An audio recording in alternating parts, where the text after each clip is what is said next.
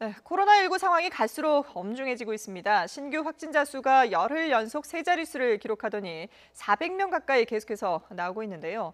2단계 유지냐, 3단계 격상이냐, 정부의 고민도 갈수록 깊어지고 있습니다.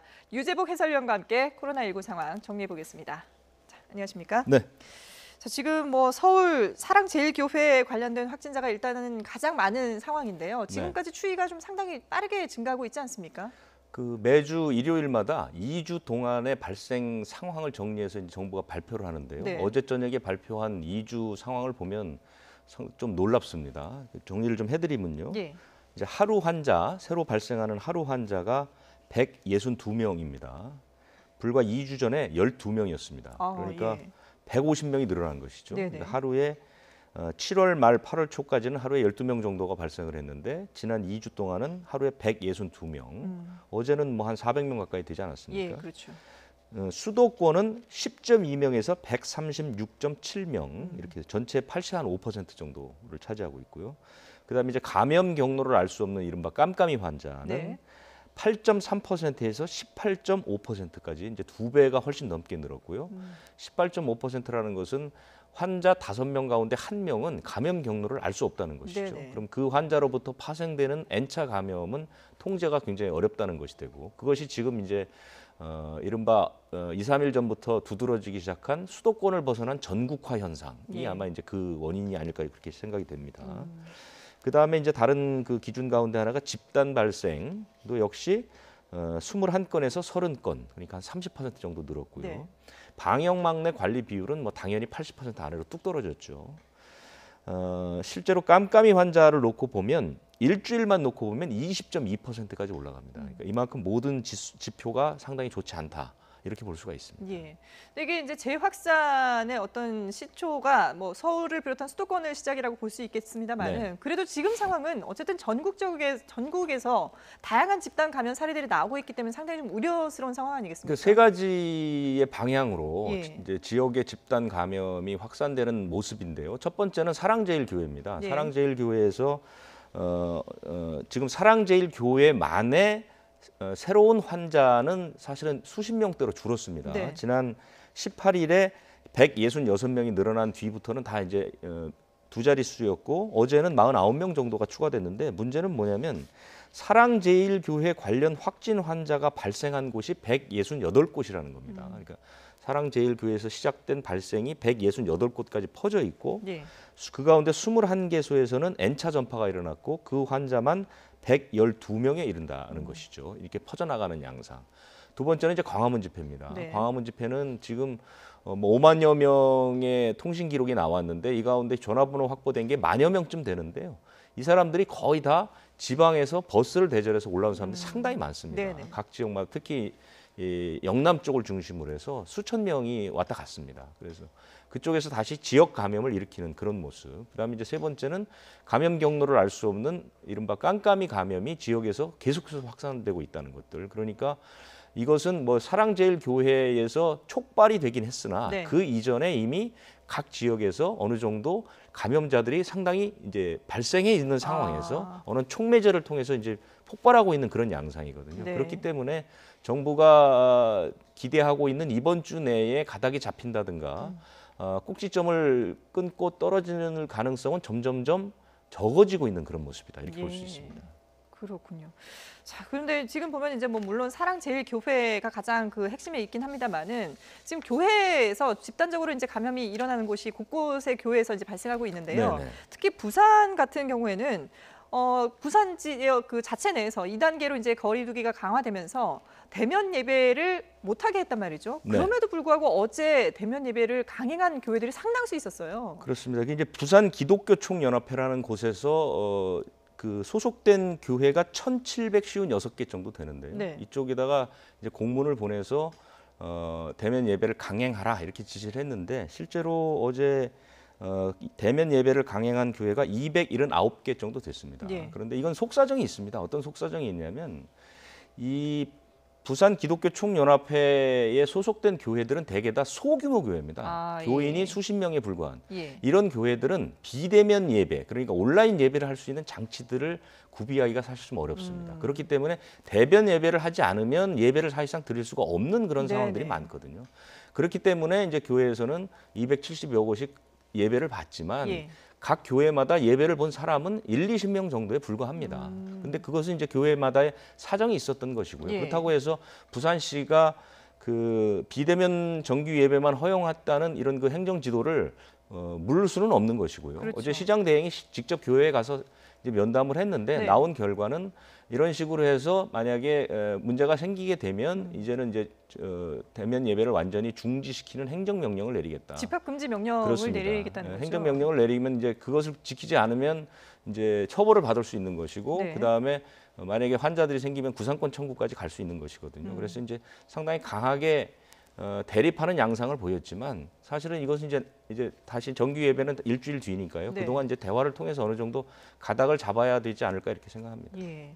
그리고 앞서서 이제 그 깜깜이 환자에 대해서도 잠깐 그 수치를 말씀을 해주셨는데 사실 네. 이게 뭐 20%를 넘은 적도 있었잖아요. 그랬다가 지금 2주간에 이제 정리가 된 거 보면은 20% 밑으로 18%로 좀 넘는 수준이라고 네네. 하셨는데, 근데 이 정도면 사실 그 동안에 우리 그 방역 당국에서 관리해오던 이 깜깜이 환자 수에 비하면 상당히 많이 올랐다라고 볼 수 있지 않습니까? 그러니까 지금 그 사회적 거리두기 단계 기준 예. 1단계는 5% 미만인데 그렇죠. 2단계, 3단계는 정부에서 퍼센트를 정하지 않았습니다. 그냥 2단계는 많이 증가하는 수준, 3단계는 급격히 증가하는 수준인데 지금 딱 3단계 기준에 들어와 있습니다. 급격하게. 왜냐하면 2주일 전보다 2배 이상 올라가지 않았습니까? 네네. 심지어 지난 일주일은 20%가 넘어갔거든요. 그렇죠.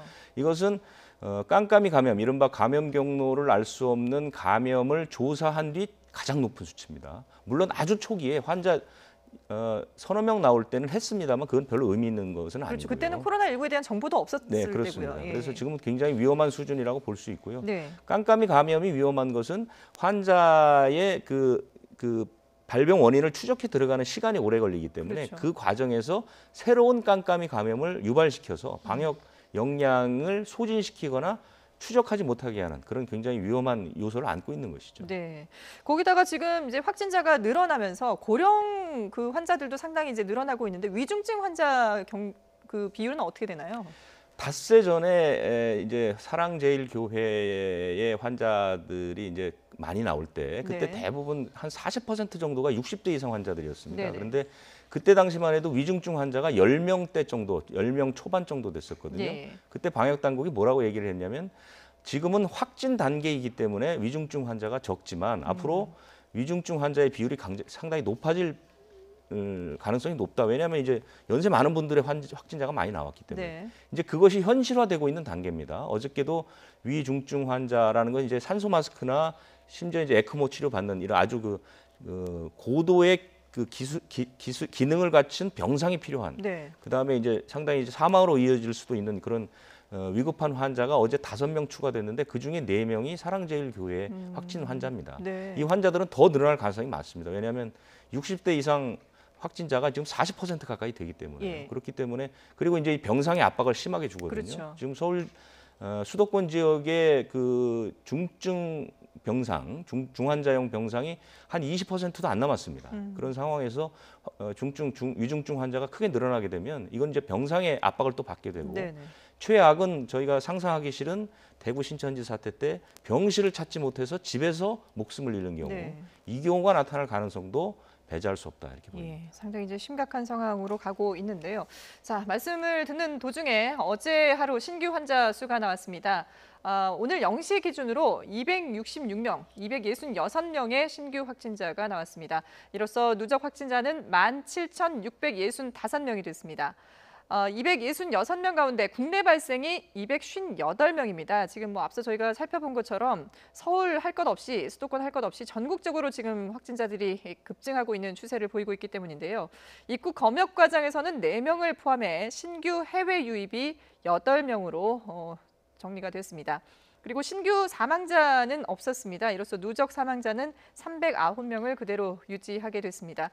그동안 계속해서 세 자릿수, 열흘 넘게 세 자릿수 확진자가 나오고 있는데요. 어제 하루, 그러니까 오늘 0시 기준으로 한 신규 확진자 수도 266명으로 역시 상당히 많은 숫자가 나왔습니다. 자, 유재복 해설위원. 네네. 물론 그 전에 사흘 연속 300명대, 거의 400명에 육박하는 환자들이 많이 나왔습니다만은 지금은 그 수치보다는 좀 떨어지긴 했지만 그래도 여전히 세 자릿수이기 때문에 상당히 좀 우려스러운 상황 아니겠습니까? 그러니까 양상이 크게 달라진 건 없고요. 예. 숫자만 좀 줄어든 것이죠. 258명이 이제 국내 발생인데요. 네. 위중증 환자는 더 늘었습니다. 아, 32명까지 예. 늘었습니다. 이것은 이제 위중증 환자는 앞으로 계속 늘어날 가능성이 있습니다. 네. 그리고 지역별로 보니까 서울이 97명, 경기가 84명, 100명을 넘긴 시도는 없었습니다만 네네. 100명 가까이 됐고요. 인천도 20명 여전히 많고요. 조금 특이하다는 것은 부산, 대구, 울산 지역이 확진 환자가 그렇게 많지 않다는 것. 아, 예. 부산이 3명, 대구는 없고요. 예. 울산이 1명. 그러니까 그 영남 쪽을 중심으로 해서는 역시 조금 이 코로나19의 확산세가 그쪽은 조금 주춤한 것 같습니다. 예. 지금 이틀 전에 방역 당국이 전국적으로 그 사회적 거리두기 2단계를 확대하면서 그때 경북 지역을 이제 예외로 둘 수 있다 이렇게 얘기를 했었거든요. 왜냐하면 그쪽은 아직까지 이제 확산세가 그렇게 심하지 않아서. 네네. 그런데 그게 좀 반영된 것 같고요. 어제도 사실은 그쪽 지역은 그렇게 많지는 않았거든요. 그런데 그곳을 뺀 나머지 지역은 거의 상당히 많은 확진 환자가 나오고 있다 이렇게 볼 수 예. 있습니다. 근데 그동안에는 보면은 이제 주말과 휴일에는 검사 물량이 좀 줄어드는 경향이 있었는데 이번에도 지금 그런 걸로 봐야 될까요? 아니면 지금은 상황이 좀 위중하기 때문에 지금은 검사를 그렇지는 않습니다. 왜냐하면 예. 이제 이렇게 크게 늘어나기 전에는 평일에는 한 15,000에서 2만 건 정도 했고 네. 휴일에는 5,000에서 한 6, 7천 건 이렇게 했는데요. 지금은 하루에 3만 건, 4만 건씩 하고 있습니다. 왜냐하면 주말 이제 휴일 없이 그냥 그렇습니다. 계속 지금 이제 돌리고 받아야 될 있는 거군요. 대상자들이 예. 워낙 많고요. 지역마다 이 확진자가 나오는 장소가 워낙 많습니다. 네. 그렇기 때문에 주말에도 관계없이 몇만 건 이상의 검사는 이루어지는 것 같고 그래서 더욱 이 확진 환자의 숫자가 이렇게 줄어드는 모습은 보이지 않고 있습니다. 그렇군요. 자, 지금 방역 당국도 상당히 고민입니다. 병상 문제도 병상 문제지만 지금 이 확산세가 꺾이지 않으면 결국은 사회적 거리두기를 3단계로 강화할 수밖에 없지 않느냐라는 얘기들도 나오고 있는데요. 방역 당국의 얘기 한번 들어보시죠.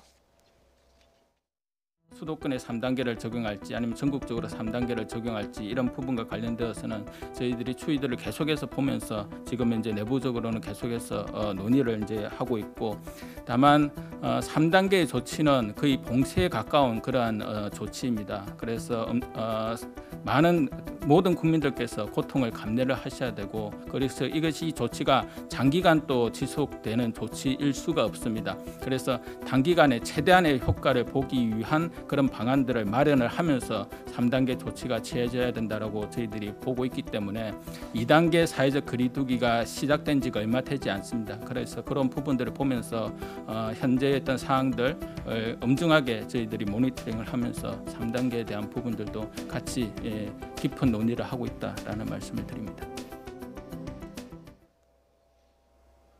엄중하게 모니터링을 하면서 3단계에 대한 고민을 하고 있다라고 얘기를 했는데요. 사실 방역 당국도 고민이지만 전문가들 사이에서는 선제적으로 좀 3단계 조치를 취해야 된다는 얘기들이 나오고 있습니다만은 네. 그래도 방역 당국으로서는 이게 3단계는 정말 전국적인 봉쇄령이기 때문에 어쨌든 최후까지는 좀 밀어보려고 하는 거 아니겠습니까? 지표만 보면 지금 3단계로 격상해도 하나도 이상하지 않죠. 예. 대개 정부가 밝힌 것은 그 4가지 기준 말고 이제 3가지를 고려해서 3단계를 올린다고 했는데요. 네. 첫 번째는 하루 확진 환자입니다.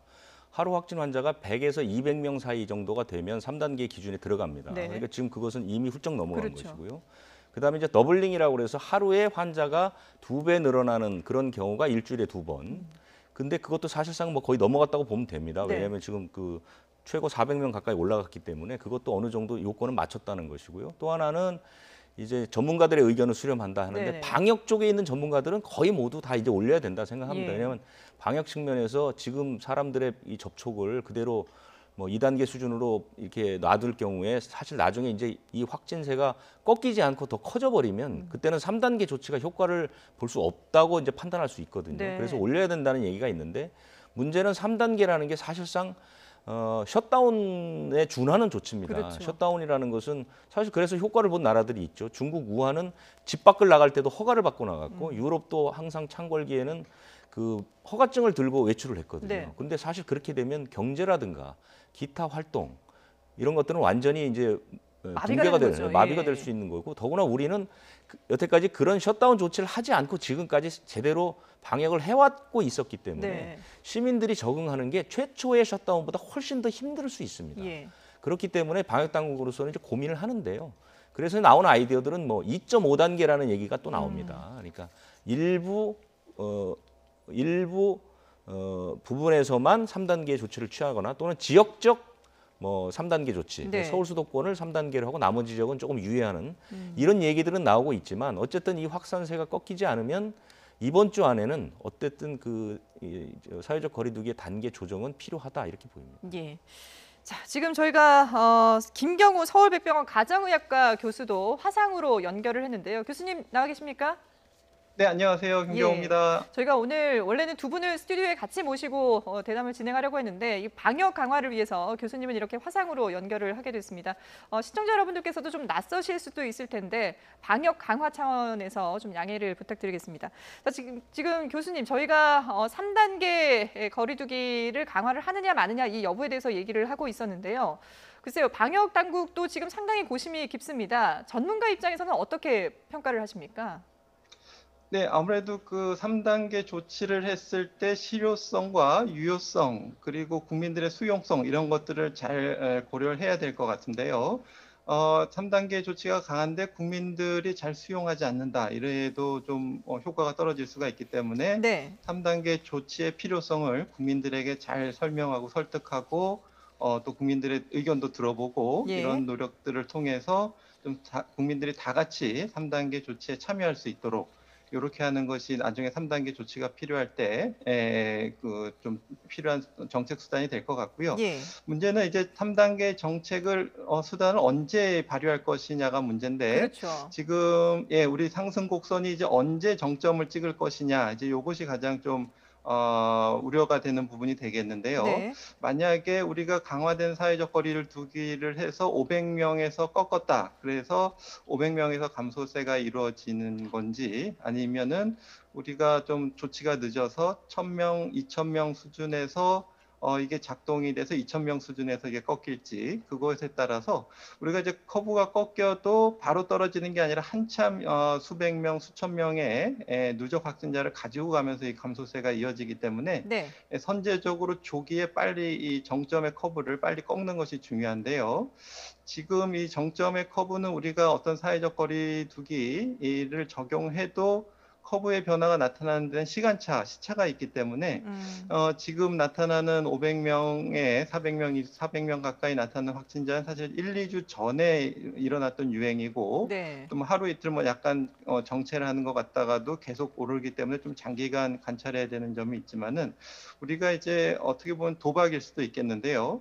지금 우리가 더 증가하지 않기 때문에 지금 조치로도 충분하다 이럴 수도 있고 아니다. 지금 우리가 모르고 있지만 이미 1000명, 2000명 진행되고 있기 때문에 빨리 3단계 조치를 취해야 된다. 이렇게 좀 의견이 엇갈릴 수 있을 것 같습니다. 네. 그래서 문제는 지금 현재 일어나는 확산세가 어느 정도고 그것이 우리가 1, 2주 후에 어떤 수치로 목격하게 되느냐. 이것이 이제 가장 관건인데요. 이제 1, 2주 후에 어떤 확산세를 예측하는 방법은 현재 우리 국민들이 사회적 거리두기 2단계를 얼만큼 잘 실천하고 잘 따르고 있느냐 이것이 앞으로 그 1, 2주 후에 증가세를 결정할 수 있을 것 같은데요. 일단 현재 국민들의 어느 정도 방역 수칙을 잘 준수하고 있고 어떻게 인식하고 있고 잘 실천하고 있는지를 좀 모니터링하고 앞으로 확산세가 계속 증가할 것이 우려된다면 보다 선제적으로 강력한 조치를 실효성 있게 수용성 있게 실행하는 것이 필요할 것 같습니다. 예.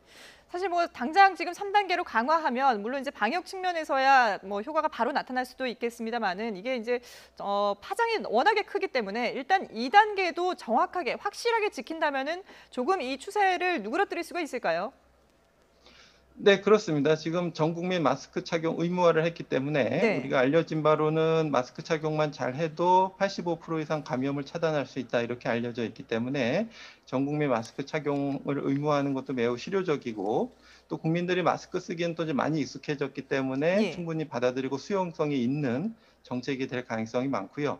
다만 이제 마스크를 제대로 착용해야지 효과가 있기 때문에 그 일부는 좀 마스크를 좀 제대로 착용하기 어려우신 분도 있기 때문에 아마 85%까지 효과가 나진 않을 수 있겠지만 네. 일단 뭐 한 50%만 효과가 나도 굉장히 지금 확산세를 꺾을 수 있는데 주요한 방법이 되겠고요.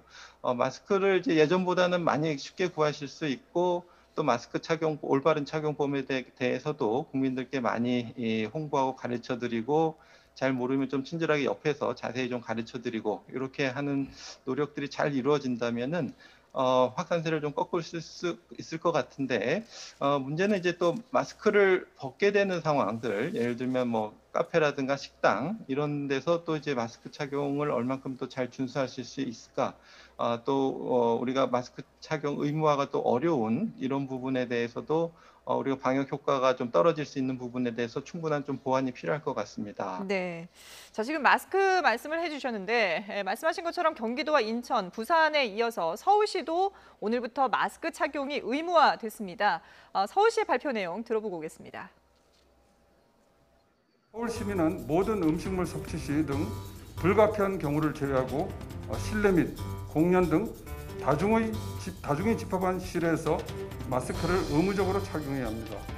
내일부터 시 자치구 합동으로 현장 점검을 실시해 이래라도 위반 사항 적발 시엔 2주간 집합 금지 명령을 시행합니다. 위반의 심각성과 개선 가능성 등을 고려해 즉시 고발과 300만 원 이하 벌금 부과도 병행될 수 있고 확진자 발생 시에는 구상권이 청구될 수 있음을 알려드립니다. 네. 마스크 착용이 무엇보다 중요하다. 그동안 여러 차례 강조를 하고 얘기를 했습니다만은 유재복 위원, 이제는 마스크를 쓰지 않으면 벌금까지 낼 수 있는 거죠? 그렇습니다. 마스크의 필요성을 다시 한번 말씀드리면 미국 치과협회에서 조사를 해보니까 네.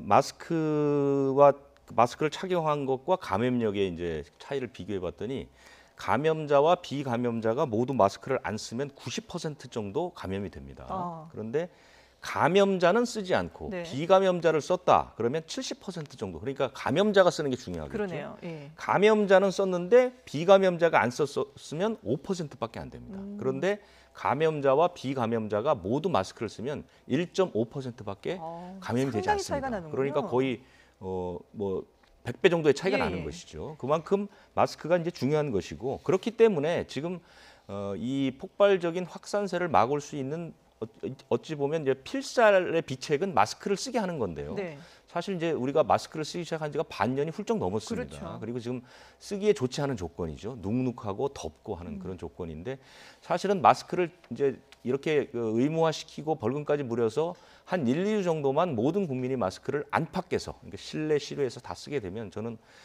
이 코로나의 확산세는 반드시 잡힌다고 봅니다. 그만큼 예. 중요하거든요. 그렇기 때문에 이제 지방자치단체에서 이제 앞다퉈서 실내 또는 실외에서 이제 마스크를 쓰도록 하는 것이죠. 네. 실외는 식사 외에는 무조건 써야 되는 것이고요. 실외는 뭐 산을 간다거나 네. 뭐 이럴 때는 사실은 뭐 크게 쓰진 않아도 되지만 사람들이 모이는 곳 이곳에서는 반드시 써야 됩니다. 이건 산을 단속 가더라도 대상입니다. 사람들이 많다면은 그렇죠. 착용을 해야 되는 당연히 거죠. 이제 사람들이 촘촘하게 움직일 예. 경우에는 반드시 써야 되는 것이고요. 주변에 사람이 없고 혼자 이제 뭐 어디 산책을 한다거나 할 네네. 때는 그것은 반드시 써야 되는. 물론 쓰는 게 가장 좋지만 네. 쓰지 않아도 이제 처벌을 받지는 않습니다. 그렇지만 주변에 사람이 있는 실외 또는 실내는 식사 외에 실내는 쓰지 않으면 이제 처벌을 받을 수가 있는 것이죠. 그러니까 사실상 이제 혼자 있는 경우가 아니라면은 마스크는 꼭 착용해야 된다라고 보시면 되겠군요. 그러니까 가족끼리 집에 있을 때도 마스크 쓰기를 권장합니다. 네. 근데 사실 이제 가족끼리 있을 때는 참 쓰기가 쉽지는 않은데요. 그렇죠. 이제 앞으로는 가족끼리 있을 때도 가능하면 마스크를 쓰는 것을 좀 습관화할 필요가 있다 이렇게 보입니다. 예. 거기다가 지금 뭐 다중 이용 시설 12종에 대해서는 원 스트라이크 아웃제를 시행을 한다고 하는데요. 이거는 네네. 어떤 건가요? 그러니까 우리가 이제 고위험 시설이라는 게 있죠. 네. 12곳. 이것은 이제 우리가 알고 있는 뭐 유흥지점이라든가 300명 이상의 뭐 큰 학원이라든가 이런 곳들. 네. 이것들은 이제 기왕에 다 지금 다 금지가 돼 있죠. 지금 운영을 못 하게 돼 있죠. 네. 그런데 지금 말씀드리는 12종의 다중 이용 시설은 중위험도 시설입니다. 네. 그러니까 아주 고위험 시설은 아니고. 그런데 이 곳들은 영업을 할 수는 있습니다. 영업을 할 수 있지만 강화된 방역 수칙을 반드시 지켜야 되는 곳이거든요. 네. 그런데 그것을 지키지 않았을 때는 지금까지는 행정 지도가 들어갔죠. 그런데 지금부터는 바로 한 번만 걸려도 행정 명령을 내리겠다는 것이죠. 그러니까 이제 단속을 굉장히 강화해서 네. 효과를 좀 더 크게 보겠다는 뜻이죠. 그렇게 되면 사실상 고위험 시설과 거의 비슷한 수준의 그러니까 영업만 할 뿐 방역 네. 수칙을 지켜야 되는 것이거든요. 그 방역 수칙이라는 건 여러분들도 잘 아시는 명부를 작성한다든가 마스크를 쓴다든가 환기를 한다거나 거리두기 한다거나 이런 것들입니다. 그러니까 네. 그런 것들을 좀 더 철저히 지키도록 좀 강한 조치를 취했다. 이런 것들이 사실은 2단계에서 3단계로 조금씩 넘어가는 그 일부 3단계의 조치가 조금씩 차용되고 있다. 이렇게 해석을 하시면 될 것 같습니다. 예. 자, 김경우 교수님 계속 연결돼 네네. 있죠. 예. 지금 뭐 400명 가까운 300명대를 계속 유지를 하다가 오늘 발표된, 그러니까 어제 하루 신규 확진자 수는 266명으로 조금 줄긴 했습니다. 근데 이게 이렇게 줄어들었다고 해서 이게 꺾였다라고 보기는 아직 이른 상황 아니겠습니까? 네, 아직 이른 상황이고요. 지금 감염이 전국으로 확산되고 있고 지금 사랑교회발 그 N차 감염을 좀 확인하고 있는 과정이기 때문에 네. 추가적인 확진자가 언제든지 다시 증가할 가능성이 있기 때문에 앞으로 1, 2주간 확산세를 좀 꾸준히 잘 지켜보면서 모든 국민들이 그동안에도 방역 수칙을 잘 준수하시고 특히 마스크 쓰기를 잘 착용해 주시면서 이 예. 확산세의 추이를 좀 지켜보시는 것이 필요할 것 같습니다. 네. 앞으로 1, 2주간은 조금 더 지켜봐야 된다라고 말씀하셨는데 지금 뭐 이제 금방 또 9월이고요. 이러다 보니까 추석도 앞두고 있습니다. 민족들이 아무래도 이제 대이동을 할 수밖에 없는 그런 추석 연휴도 있다 보니까 지금 그걸 막아야 되는 게 아니냐, 이 이동을 막아야 되는 게 아니냐 얘기도 나오고 있는데요. 교수님 보실 때는 어떤 조치가 필요하다고 보세요? 네, 아무래도 그 수도권 감염이 높기 때문에 이분들이 이제 지역으로 이동하시게 되면은 특히 이제 지역에 계신 어르신들이 또 건강이 위험해질 위험성이 충분히 있고 또 지역에는 그동안 외부인들의 어떤 접촉이 많지 않았기 때문에 네. 방역 수칙을 좀 소홀히 하셔도 큰 감염 없이 무리 없이 잘 지내오셨는데 이렇게 수도권 대이동을 통해서 이렇게 많은 그 무증상 감염자들이 또 여러 지역을 방문하게 되면은 그 지역에서 감염이 유행할 가능성이 많고 실제로도 많은 사례들에서 지난 연휴에 이렇게 부모님을 찾아뵈러 갔다가 부모님이 감염되시고 또 마을 어르신들께 이렇게 좋은 음식을 대접하려고 선의로 했다가 또 그 지역에서 대규모 유행이 일어난 사례들이 있었기 때문에 예. 이번 추석에도 선의로 좋은 뜻으로 부모님을 찾아뵙고 마을 어르신들을 뵙는 과정에서 무증상 감염이 또 지역사회에 일어날 가능성이 충분히 있기 때문에